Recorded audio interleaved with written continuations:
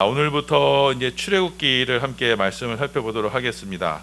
자, 우리 창세기 지난 시간에 창세기의 말씀은 세상의 기원과 창조와 기원에 대해서 이렇게 말씀해 주셨고, 그래서 11장 이후로부터는 이제 믿음의 조상 아브라함과 이삭과 야곱의 이야기를 이제 우리에게 말씀해 주셨습니다. 그래서 하나님은 오늘 말씀에 소개하는 것처럼 아브라함과 이삭과 야곱의 하나님으로 자신을 소개하세요. 자, 그래서 믿음의 족자, 믿음의 조상을 뿌리를 창세기에서 이제 마련해 두시고, 자, 그 믿음의 조상의 후손으로 이제 요셉이 나옵니다.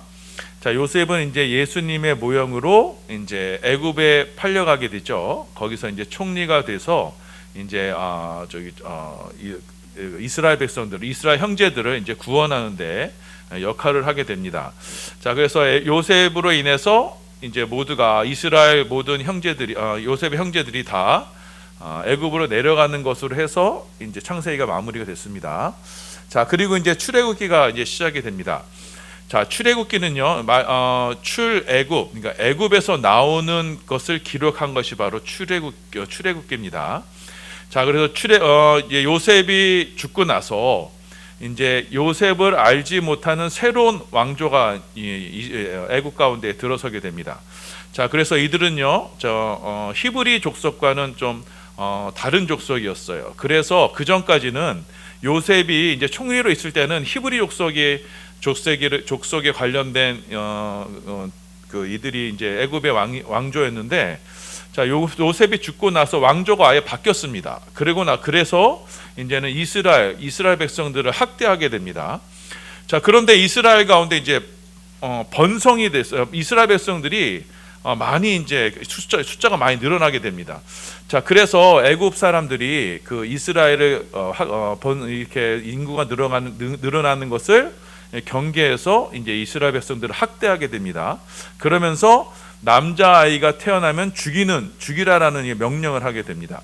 그래서 출애굽기 1장에서 이제 보면은 애굽 왕 바로에 의해서 이스라엘 백성들이 학대받고 또 나일강에서 죽는 모습으로 나타납니다. 자, 그래서 여기서 우리가 이제 하나의 이제 여러분이 이게 모티브, 어떠한 그 그림을 그리셔야 돼요. 그러니까 하나님의 백성들이 지금 어디로 내려갔냐면 애굽으로 내려갔어요. 그러니까 애굽은 세상을 상징하는 곳입니다. 애굽으로 내려갔는데 거기에 자, 세상의 공중 권세 잡은 자, 그 바로에 의해서 이스라엘 백성들이 이제 학대를 받고 죽어나가는 것, 이것이 바로 애굽의 상황이었어요. 자, 그래서 하나님의 백성들이 세상 가운데서 억압을 받고 또 공중 권세 잡은 자에 의해서 지배를 받고 거기서 학대를 받는 모습을 이제 출애굽기 1장에서 이제 우리 가운데 묘사하고 있습니다. 자, 그때 하나님께서 자, 이스라엘을 구원할, 그러니까 이스라엘을 애굽으로부터 구원할 한 구원자를 예비해 두십니다. 그가 바로 모세입니다. 자, 그래서 출애굽기 2장에 모세가 출생을 하게 돼요. 자, 우리 출애굽기 2장 10절 말씀입니다. 우리 함께 봉독합니다. 시작. 그 아기가 자라매 바로의 딸에게로 데려가니 그가 그의 아들이 되니라. 그가 그의 이름을 모세라 하여 이르되 이는 내가 그를 물에서 건져내었음이라 하였더라.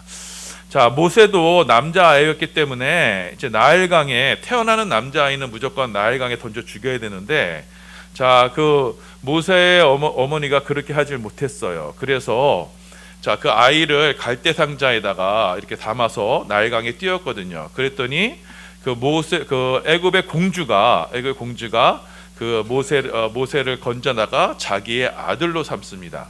자, 그래서 모세는요 40년 동안 그 애굽에서 바로의 아들로 이게 살아가게 됩니다. 자, 그런데 40살이 되고 나서 그가 히브리서에 보면은 그가 자기 동족을 돌아볼 마음이 생기게 되었다고 해요. 자, 그래서 동족의 형편이 어떤가 살펴보니까 자, 이 히브리 사람들이 애굽 사람들에 의해서 학대를 받는 모습을 그가 보게 됩니다. 자, 그래서 그가 이게 그 젊은 혈기에 못 이겨서 거기서 이제 애굽 사람 한 사람을 죽이게 돼요. 자, 그 일이 발각이 돼서 모세가 애굽에서 도망쳐서 미디안 광야에서 도피 생활하게 됩니다. 자, 그래서 미디아 광야에서요 40년 동안을 그 양치기로서 목동으로 살게 돼요. 자, 그래서 그가 나이가 80세가 되었을 때, 자, 하나님께서 이제 모세에게 직접 나타나십니다.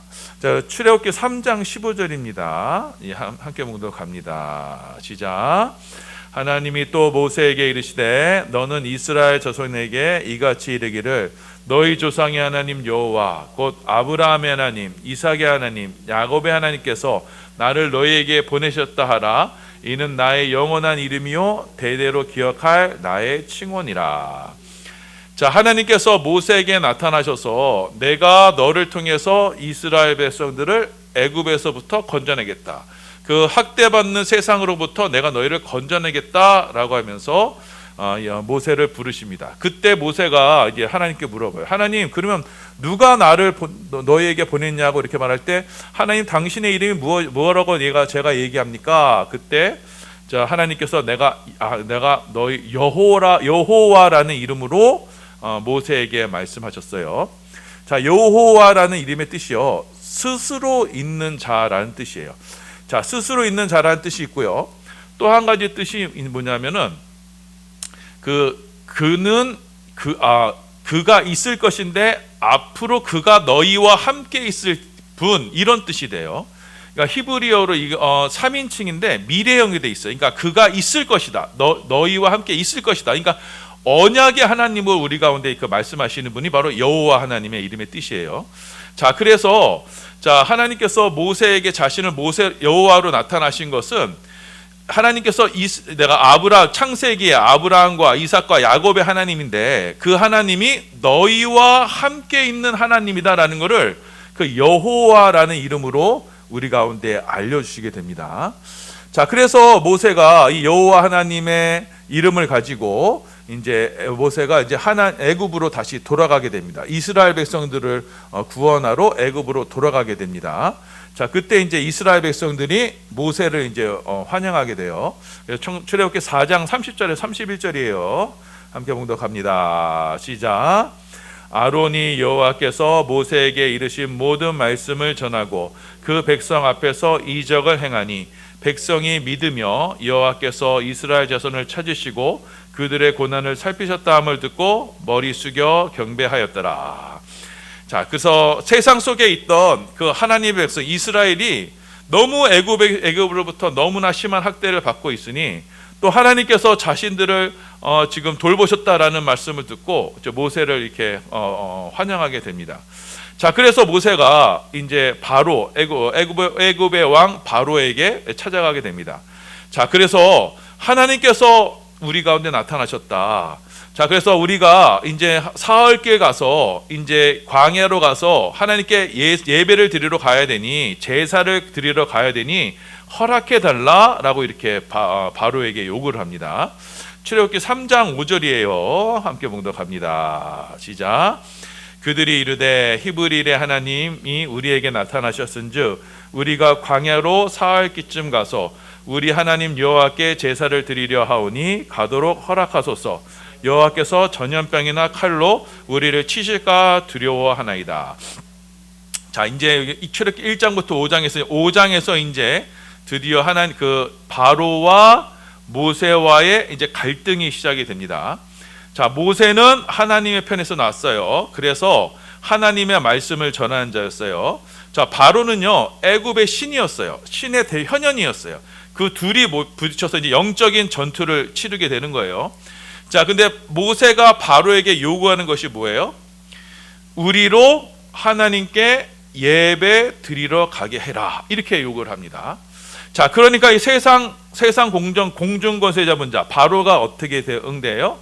절대 그럴 수가 없다. 너희가 지금 이스라엘 백성들을 지금 게으르게 하려고 한다. 너희가 게으르니 그럼 예배나 드리러 간다는 그런 핑계를 대는구나 라고 하면서 이스라엘 백성들을 더욱 학대하게 되는 거예요. 자, 세상 공중권세 잡은 자 이 사단마귀를 상징한 이 바로는 자신의 수하에 있는 하나님의 백성들을 빼앗기지 않으려고 더욱더 강하게 이스라엘 백성들을 억압하게 됩니다.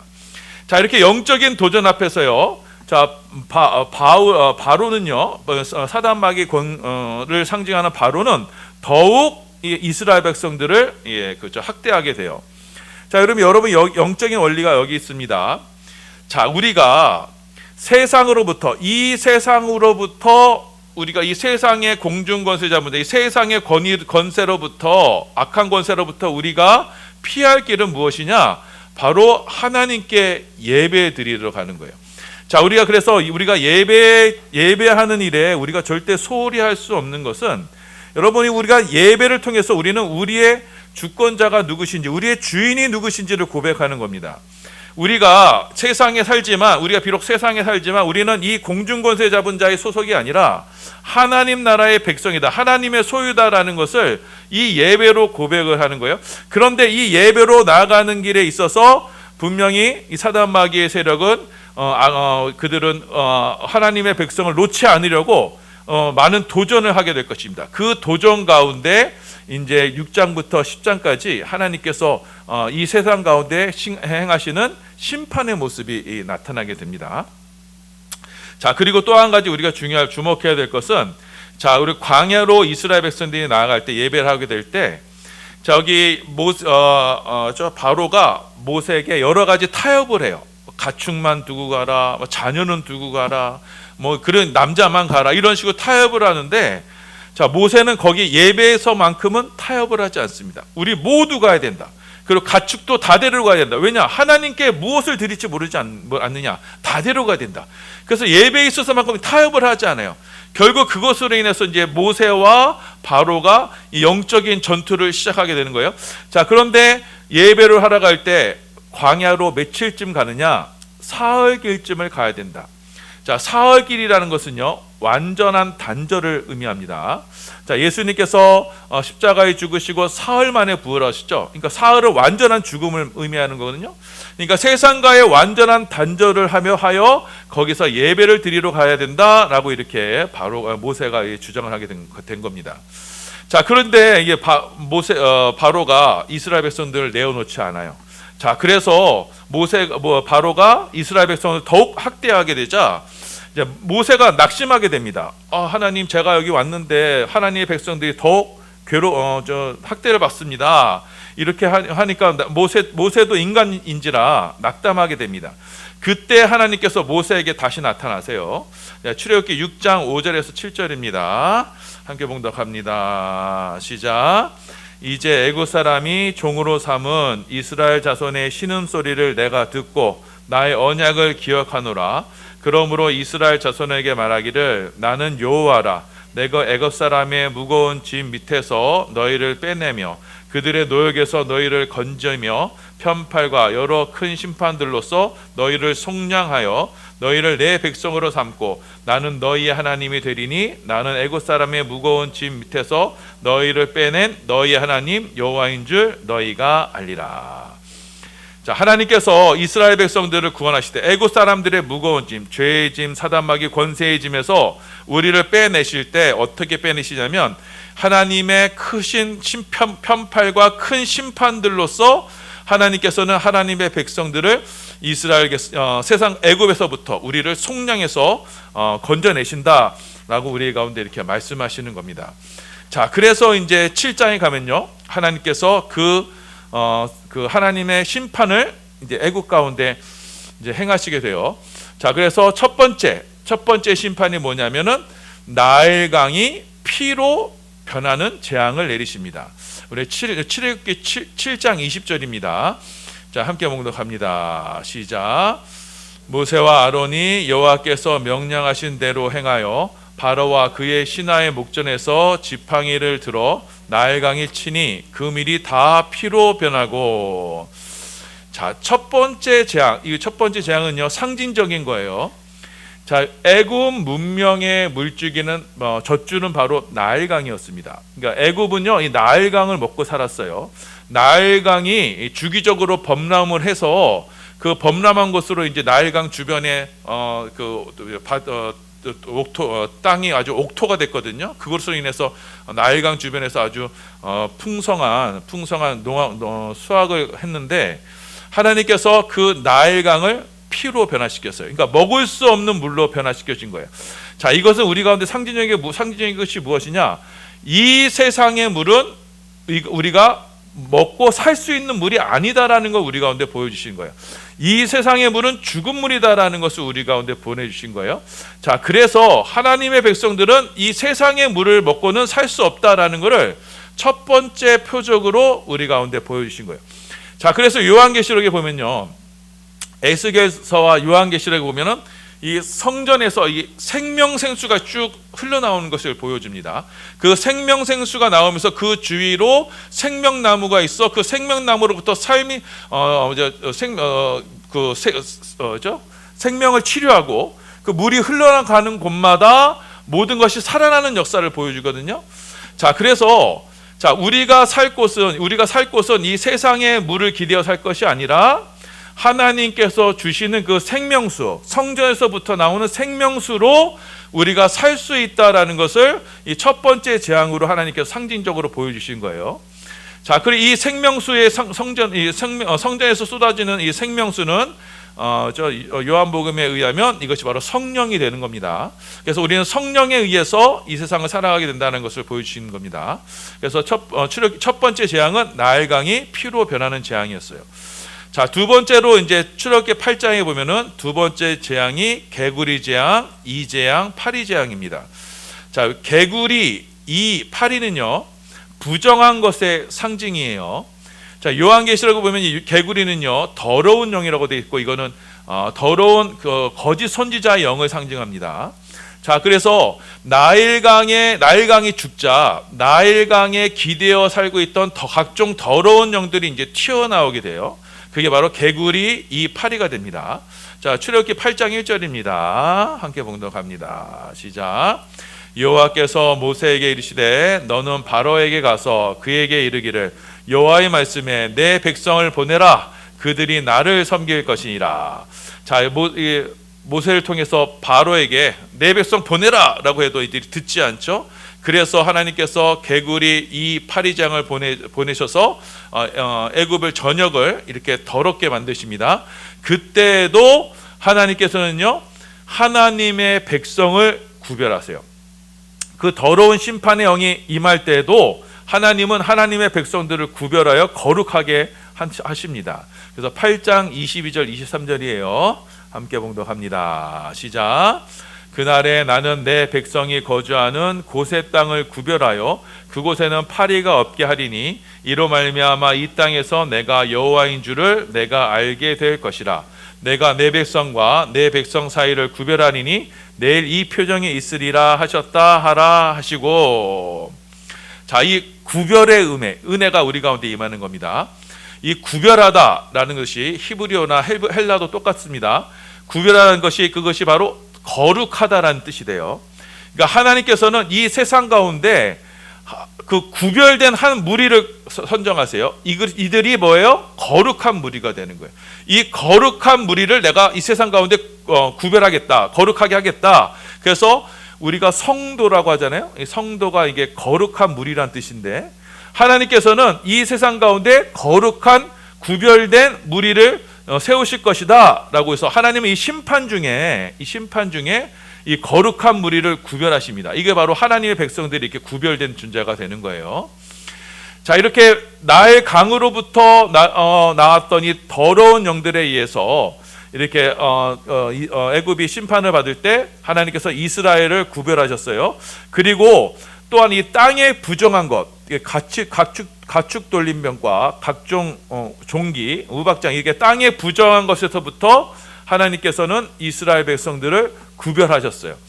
자, 그렇게 하나님께서는 이 땅에 부정한 것으로도 이 땅을 치셨을 때라도 이 바로는요 그 마음을 돌이키지 않습니다. 하나님의 백성을 내어놓지 않아요.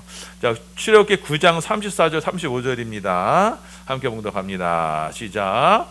바로가 비와 우박과 우레소리가 그친 것을 보고 다시 범죄하여 마음을 완악하게 하니 그와 그의 신하가 똑같더라. 바로의 마음이 완악하여 이스라엘 자손을 내보내지 아니하였으니 여호와께서 모세에게 말씀하신 것 같더라.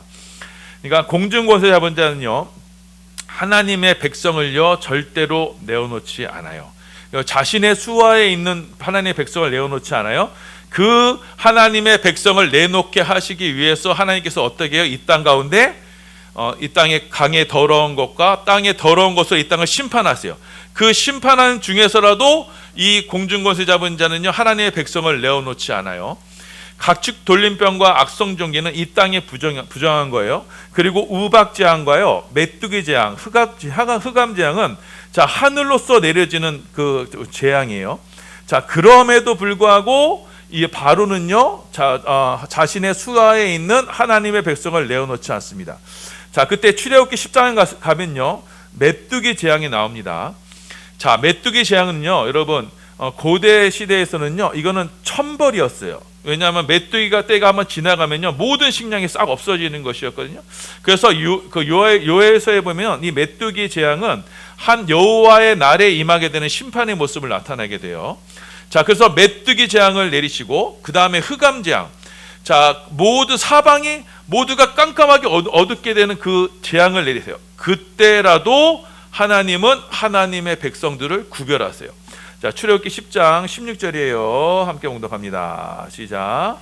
바로가 모세와 아론을 급히 불러 이르되 내가 너희의 하나님 여호와 너희에게 죄를 지었으니 21절부터 23절이에요. 여호와께서 모세에게 이르시되 하늘을 향하여 내 손을 내밀어 애굽 땅 위에 흑암이 있게 하라. 곧 더듬을 만한 흑암이니라. 모세가 하늘을 향하여 손을 내밀매 캄캄한 흑암이 3일 동안 애굽 온 땅에 있어서 그동안은 사람이 서로 볼 수 없으며 자기 처소에서 일어난 자가 없으되 온 이스라엘 자손들이 거주하는 곳에는 빛이 있더라. 자 하나님께서 그 모든 어두움 중에 뭐요? 빛으로 하나님의 백성을 구별하셨던 거예요. 자 그래서 첫 번째 나일강을 치심으로써 이 세상에 주는 물은 생수가 아니다라는 것을 보여주시고 아홉 번째 재앙으로 이스라엘 백성들을 빛으로 구별하세요. 빛으로 구별하심으로써 마지막 재앙 열 번째 재앙. 자 그래서 모든 장자가 죽는 마지막 재앙이 임하고 나서야 애굽 왕 바로가 하나님의 백성 이스라엘을 내어놓게 됩니다. 그 마지막 재앙은 마지막 재앙을 피할 장자가 죽는 재앙에 이스라엘 백성들에게 피할 길을 주셨죠. 그게 바로 어린 양 예수님의 십자가이게 됩니다. 자 그래서 여러분 출애굽기 1장부터 10장까지의 내용은 자 하나님께서는요 이 애굽 세상에서 고통당하고 신음하는 하나님의 백성들을 구원하십니다. 구원하시는 방법이 무엇이냐? 이 세상 가운데 하나님의 진노 재앙을 쏟아내시는 거예요. 여러분 그래서 이 패턴이 요한계시록에도 그대로 이어지게 됩니다. 하나님은 하나님의 백성들 이 땅 가운데 구원하실 때 하나님께서 이 땅 가운데 하나님의 진노의 대접을 쏟으심으로써 하나님의 백성들을 이 세상 가운데서 구원해 내시는 거예요. 자 그렇게 하나님께서는 이 세상 가운데 심판을 행하실 때라도 하나님의 백성들은 구별하시고 그들을 건져내셔서 이들을 새하늘 약속의 땅 곧 새하늘과 새 땅으로 인도하신다라는 것이 출애굽기고 그러니까 세상으로부터 건져내는 출애굽기고 이것이 바로 우리 저와 여러분이 믿는 기독교의 구원론 그래서 구원의 여정이 되는 것입니다. 자 그래서 이 말씀을 기억하시고 자 이 세상이 아무리 혼란스럽고 이 세상 가운데 뭐죠? 우리 계속 살펴봤죠. 주일 오전 예배 때 심판의 징조가 있고 종말의 때가 되더라도 여러분 그건 이 세상을 향한 심판이고 이 세상을 향한 종말의 심판 하나님의 진노의 모습들이에요. 그때라도 하나님은 하나님의 백성들을 구원하시고 건져내시고 하나님의 백성들을 약속의 땅으로 인도하신다는 것을 믿고 그 믿음 가운데 온전히 거하는 우리 반석교회 되기를 예수님의 이름으로 축원합니다. 자 우리 말씀 생각하시면서 우리 함께 기도하시겠습니다. 여러분 세상이 어찌하든 간에 전쟁의 소문이 있던 경제가 어렵든 간에 나라가 혼란하든 가운데 그 가운데서라도 여러분 하나님은 하나님의 백성을 하나님 구원의 손길로 인도하십니다. 그 모든 혼란을 허락하시고 심판을 허락하시는 것은 하나님의 뜻이에요. 그럼으로써 우리 가운데 참과 거짓을 구별시키시는 거예요. 그래서 빛과 어둠을 나누시는 거예요. 그 심판 중에 하나님은 이 땅 가운데 참과 거짓을 드러내시는 거예요. 그럼으로써 하나님께서 구별하신 그 하나님의 백성들로 새 나라를 이루시는 겁니다. 자, 이 말씀으로 우리 이 나라의 민족이 이 혼란 가운데 있습니다. 하나님의 심판으로 말미암아 이 땅 가운데 거짓과 진리가 이제 구별되고 있습니다. 이 가운데서라도 우리 하나님의 백성들 하나님께서 늘 진리의 편에 서게 하시고, 그래서 이 나라가 진리의 하나님 공의가 바로 서게 되는, 그래서 정의가 강같이 흐르게 되는 축복의 대한민국 되게 하여 주시옵소서. 하나님의 법이 온전히 실현될 때 그때야 우리 가운데 하나님의 축복이 임하게 됩니다. 하나님의 법이 왜곡이 되고 하나님의 법이 인간 중심으로 사람 중심으로 이렇게 편법적으로 이루어지게 되고 그러면요, 그때부터는 하나님의 오늘 말씀이 나오는 하나님의 재앙이 임하게 돼요. 자, 우리 하나님, 이 나라의 민족이 하나님의 공의와 통치가 온전히 회복되는 축복의 대한민국 되게 하여 주시옵소서. 위해서 기도해 주시고, 우리 교회를 위해서 기도해 주시고, 또 일주일의 삶을 위해서, 또 우리 가운데 아픈 하늘을 위해서, 그리고 가지고 나온 기도의 제목을 가지고 우리 하시면서 함께 기도하시겠습니다.